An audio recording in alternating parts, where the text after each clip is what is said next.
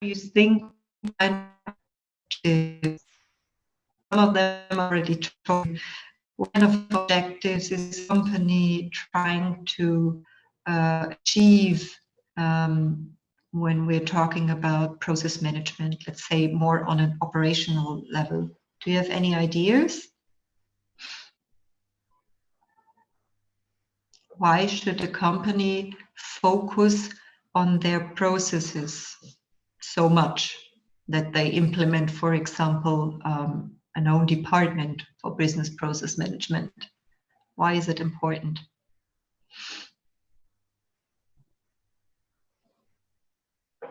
So maybe I give you one idea: to increase in quality, because the better you understand your processes and your customers end to end, think about the value chain, the better the product could be, or the service. Maybe you have other ideas?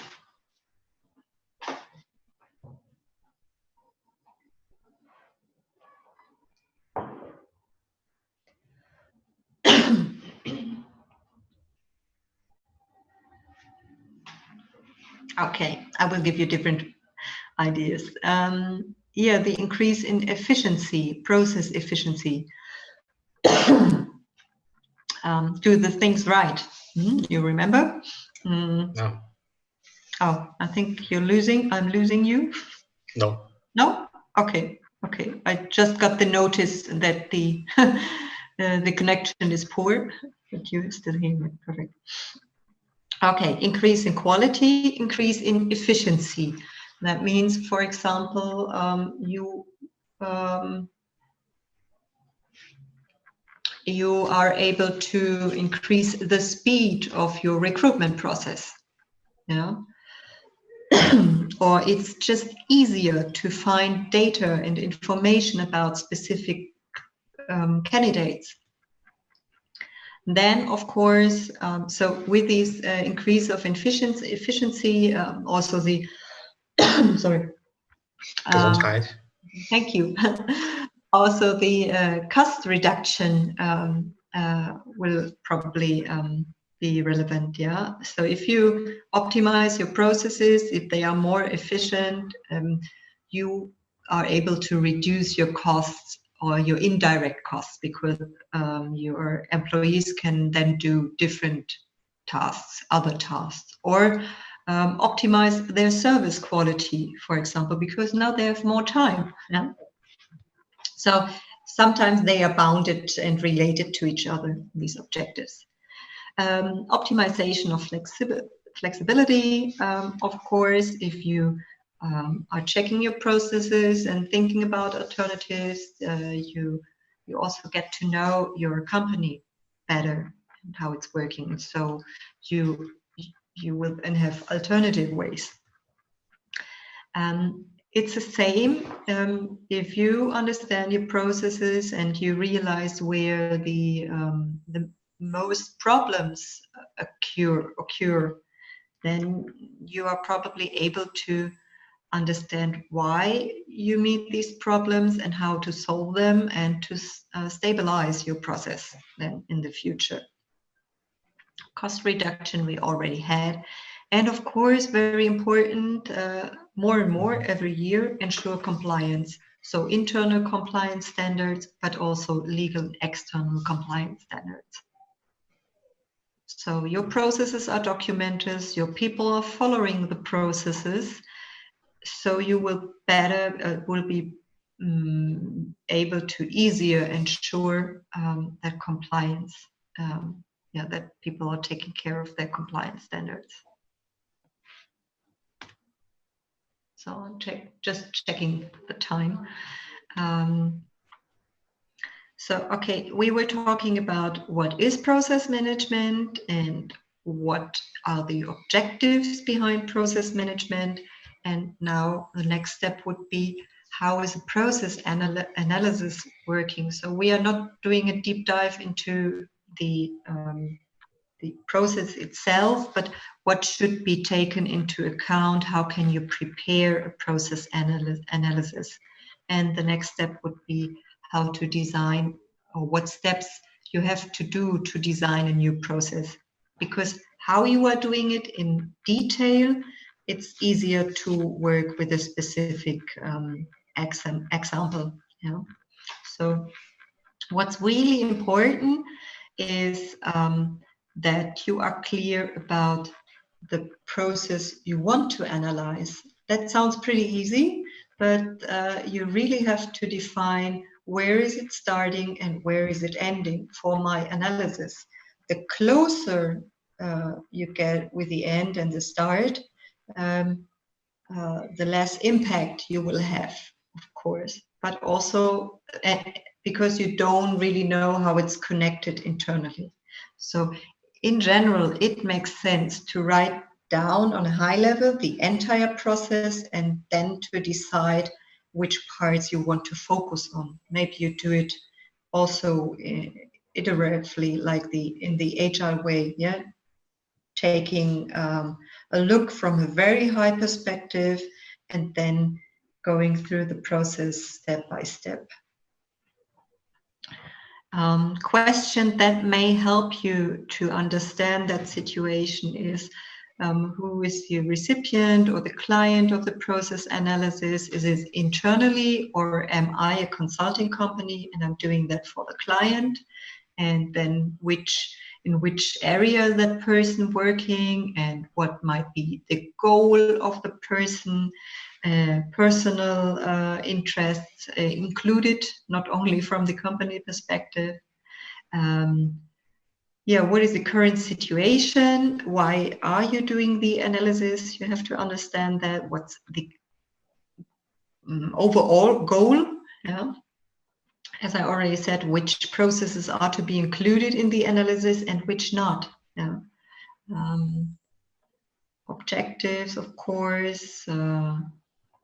So which method of analysis is used? For example, you can ask, if you're a consultant, then you can ask the company to provide you process documentation. You can do interviews, you can do monitoring, yeah, just sitting side by someone who is doing that, or a combination. Yeah. And you can, when you're doing an interview, you can ask them very concrete and specific questions. How you are doing, for example, taking that process map with you and asking, okay, show me how you are doing that step, and then what are you doing next? Show me the fields in the software, and so on. But you can also do it in a more open way and ask, please explain me your process in your own words. Yeah. So these are different methods. Critical points, yeah, maybe you already know before you're doing the analysis that there's a problem at a specific point, then you should take specific, very much care about that process step. And that's also important. How is the analysis prioritized and prepared? If you are the consultant, it's on you.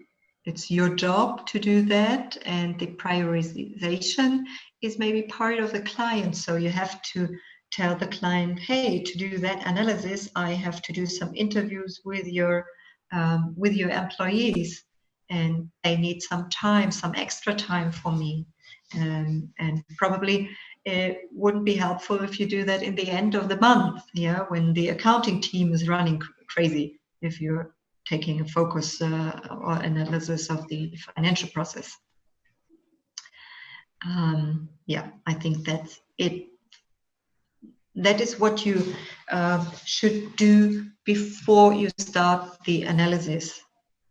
And the process of the analysis itself, it's, as I already said, identify the relevant processes, which processes are we looking at, do the analysis with different kinds of methods, and document the as-is process. Then you can analyze the gaps and check the information with your check that and validate that with the goal, yeah, you made before. And then you can create options and design the to-be process. How should the process look like in the future? What is our recommendation, for example, for the client? Maybe there are different options, then create options, pros and cons, and to evaluate these options to go with the client and select one solution. And after that, you can start the product planning or the planning of the process change. So far? Yeah. Okay. So we have just a few minutes left. So no worry with that figure. It might look like a bit confusing. I will send you the link of that.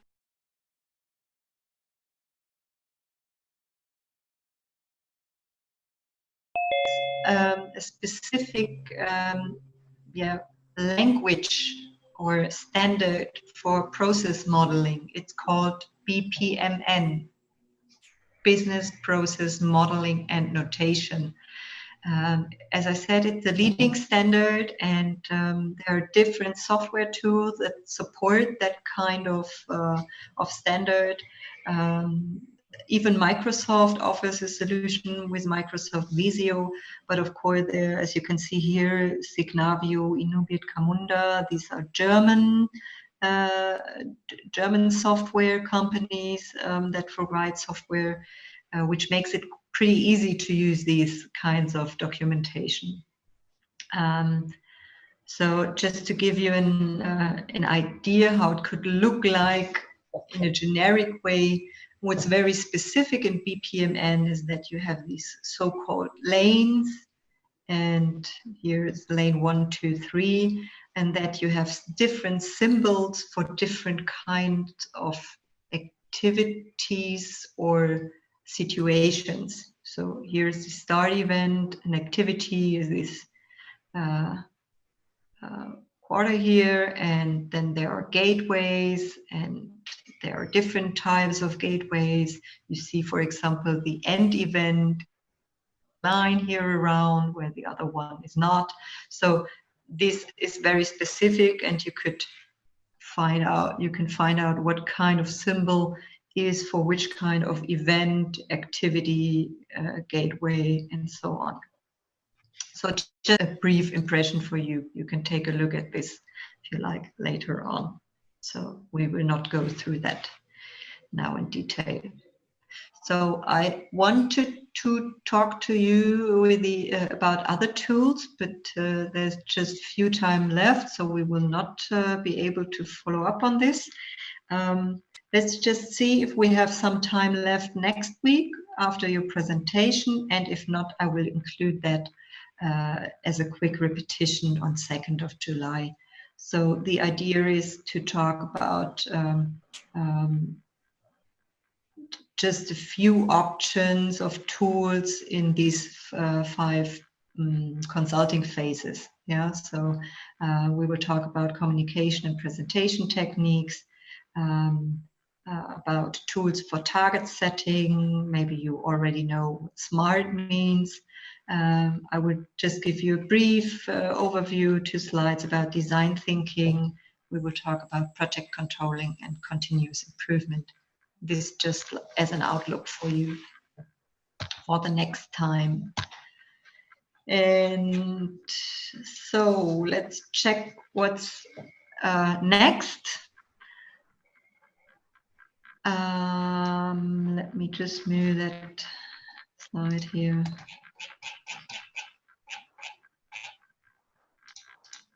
So just as a repetition, remember, until tomorrow, end of day, German time 23:59, China +6. Add the names, check the formatting, and transfer transfer into PDF. I missed that, PDF. Clarify what you're going to do with the missing content. So it means add missing content or delete respective headlines. That's your decision. And please upload your document until tomorrow night and add a short comment that this is your final version. Okay? I will check it this time. Okay. And submit your printed version to the Prüfungsamt until it was the 24th. That's what we agreed upon. So next week, Wednesday, you should be able to submit your version. So it should be the same version as you upload here, right? You only have to print it and then give it to the Prüfungsamt. And then please. How can we tell the Prüfungsamt which part belong to which one? For the okay, this is what we already, I think I talked about that with Chen when we created the first version of the Word template. So the idea would be, for example, that you have, after the cover page, you add one page where you write down which chapter belongs to whom, or which pages, yeah, and which pages are teamwork. Got it. That would be the easiest way, and you should add that for the version for tomorrow, because I also have to know. So I'm doing the grading. The Prüfungsamt is only the formal recipient. I'm doing the grading, and so I also have to know which parts are done by whom. So just I will also send this project to Sabina, right? Yes, you can. Yeah, you can. This is. I don't know why she requires us to send the project to her. She asked you? Yeah.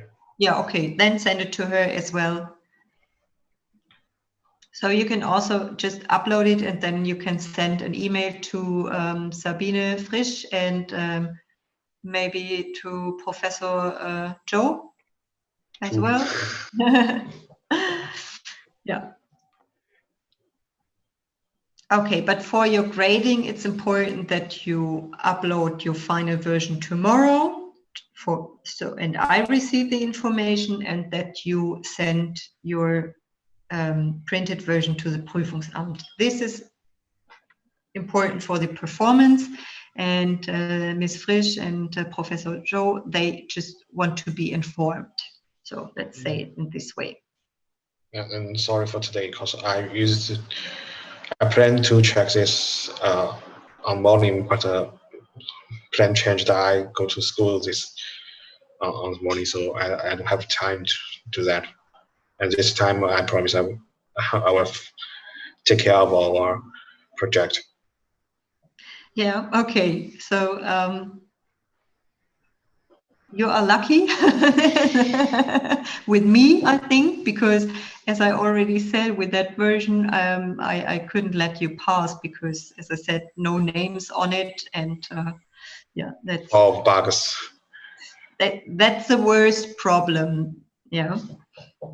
Okay. So we always talk about that because on my computer it's totally a mess, but on others' computer, well, it's just fine. Okay, so weird. You have a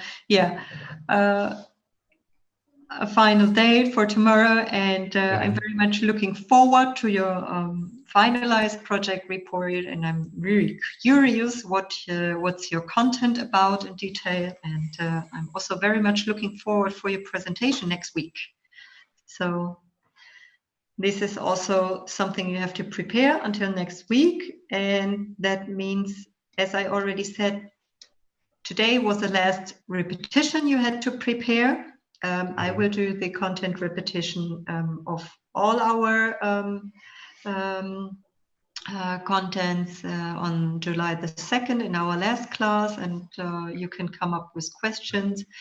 And within the next days, I will give you some more links and papers on Slack for optional self-study. So this is, if you want to read, if you find time, we could talk about that on the 2nd, or you will read it later. So this is just optional. Okay, clear? Yeah, clear. And so then good luck. Yeah. And say thank you to our kindness teacher. You're welcome. So I think, yeah, that's it.